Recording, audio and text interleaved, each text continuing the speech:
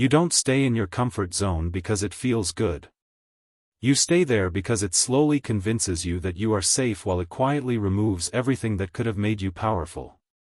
And the most unsettling part is this: most people never realize they are not actually living inside a comfort zone, they are living inside a carefully constructed emotional prison that feels familiar enough to mistake for peace.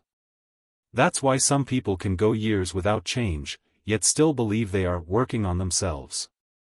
They consume ideas, watch motivation, plan new beginnings, but when reality demands discomfort, they retreat again into the same patterns, the same habits, the same identities. If you've ever felt like your life is repeating itself in slightly different forms, like you are aging, but not evolving, like you are present in your life, but not truly inside it, then the truth of your comfort zone is not what you think it is. Because comfort is not the absence of pain. It is the absence of challenge that forces you to become more than you currently are. And that is where the real problem begins. Most people don't fear discomfort. They fear dissolution of identity. They fear what happens when the version of themselves they have been performing can no longer survive the pressure of growth. Carl Jung once said, "The most terrifying thing is to accept oneself completely." But what he meant was not acceptance as peace, he meant acceptance as confrontation. Because what you call comfort is often just avoidance of confrontation with who you actually are. And the longer you remain there, the more your identity stabilizes around limitation. Not because you are incapable of more, but because your nervous system begins to equate familiarity with truth. So even suffering becomes safe, as long as it is familiar. This is the hidden architecture of the comfort zone. It is not built to make you happy. It is built to make you predictable. And predictable people rarely transform. They repeat. At some point, life stops expanding and starts circling. You begin to notice it in subtle ways. The same thoughts returning at night. The same hesitation before action. The same invisible force pulling you back just when you were about to step forward. And you call it discipline problems. Or timing. Or lack of opportunity. But in truth, it is identity resistance. Because every meaningful change threatens the structure of who you believe you are. And identity always defends itself first. That is why society's advice often fails. Just step out of your comfort zone. As if it were a physical place you could exit with willpower. But the comfort zone is psychological territory. It is woven into perception, behavior, and self-image. And that is why most people leave it temporarily, only to rebuild it again in a slightly different form.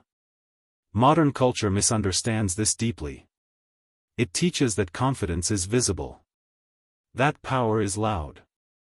That attraction is performance. But in psychological reality, it is almost the opposite.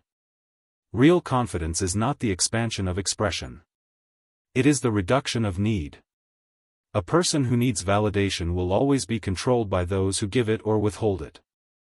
A person who does not need validation becomes structurally independent.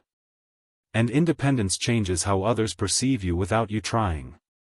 This is why Friedrich Nietzsche wrote, "He who has a why to live can bear almost any how." But what is rarely understood is that the why is not just purpose. It is identity beyond comfort. Because your comfort zone is not protecting your peace. It is protecting your current self-definition. And that is the real conflict. To understand transformation, you do not need motivation. You need psychological decomposition and reconstruction. There are stages to this, even if life does not announce them clearly. The first stage is recognition. This is where the illusion begins to crack. You start noticing that your habits are not neutral. They are reinforcing a version of you that you no longer respect. You stay in conversations that drain you. You delay actions that matter. You choose familiarity over possibility. And slowly, you begin to realize something uncomfortable. You are not trapped by life. You are rehearsing it. This realization does not feel empowering at first. It feels heavy. Because it removes excuses. And that is where most people retreat again. But if you stay with it, something shifts. The second stage is friction. This is where awareness turns into resistance. You attempt change, but the old self fights back. You decide to wake earlier, but your body negotiates. You decide to speak differently, but fear interrupts. You decide to move forward, but doubt arrives dressed as logic. This is not failure. This is identity defending itself. Jung described this as the shadow reacting to exposure. The shadow is not destroyed by being ignored, but by being integrated. But integration is not comfortable. It is confrontation with everything you have avoided becoming. And here, many people misinterpret discomfort as a sign to stop. When in truth, discomfort is the threshold of reorganization. The third stage is disorientation. This is where your old identity no longer fully holds, but the new one is not yet stable. You feel suspended between versions of yourself. You no longer fit the old patterns, but you have not yet mastered the new ones.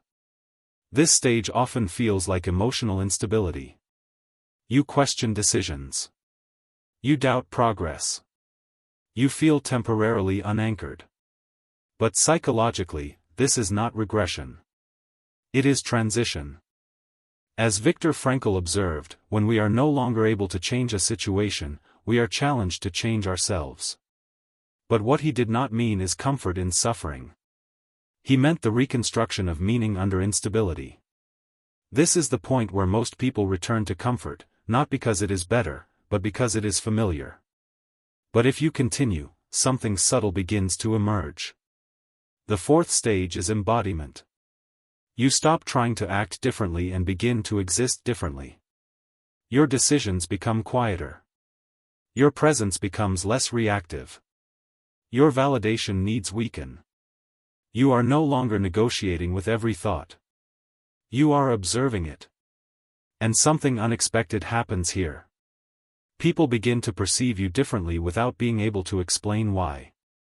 Not because you are performing value, but because you are no longer leaking need. There is a psychological moment many people experience but rarely articulate. Sitting alone at night, when everything is quiet, and realizing that no one is coming to rescue your life. No perfect opportunity. No ideal timing. No external shift that will complete you. Only the quiet responsibility of becoming who you already know you could be. And strangely, this realization does not always feel painful. Sometimes it feels like clarity. Because illusion is heavier than truth. Another moment arrives in social spaces. You are sitting in a group conversation, speaking less than usual. Not because you have nothing to say, but because you are observing how much speech is driven by insecurity rather than meaning. And you notice something unsettling. People are not actually communicating. They are managing perception. And in that moment, silence becomes more honest than participation. This is where internal transformation begins to reflect externally. Not as dominance, but as absence of need to perform. And in psychological terms, this is power. Not power over others, but power over fragmentation within the self. Because fragmented people seek approval. Integrated people observe reality. There is a deeper truth underneath all of this. Your comfort zone is not the enemy. Your attachment to identity is. Because identity wants stability more than truth. But truth does not care about your stability. It only reveals what is real. At the existential peak of this realization, something becomes unavoidable. You are not just avoiding discomfort. You are avoiding becoming someone you do not yet recognize. And that version of you is already within reach, but cannot emerge while you remain loyal to who you used to be. This is where ego resistance becomes most visible. Because the ego does not fear failure. It fears replacement. It fears that if you change too much, you will no longer be you. But Jung wrote, "I am not what happened to me, I am what I choose to become." And that choice always requires letting something die internally. Not physically, but structurally. The death of old identity patterns. The death of predictable reactions. The death of needing permission to evolve. And what replaces it is not a new personality.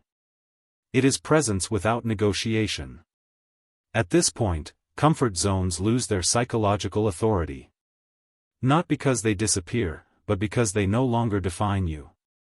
You still feel discomfort. You still feel uncertainty. But they no longer dictate your direction. Because you begin to understand something simple but irreversible.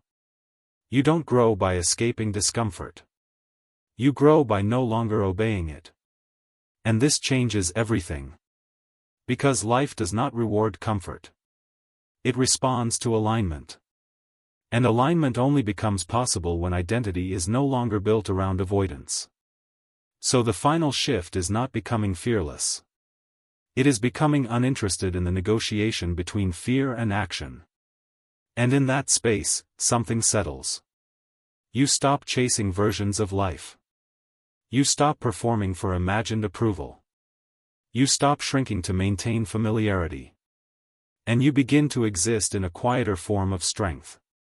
Not loud. Not performative. Not reactive. Just steady. Because in the end, the truth about comfort zones is not that they hold you back. It is that they teach you who you are willing to remain, if you do not interrupt the cycle. And once you see that clearly, you cannot unsee it. You don't chase transformation anymore. You embody the conditions where transformation becomes inevitable. If this reflection resonated with you, consider subscribing and returning for more explorations into the psychology of self-mastery.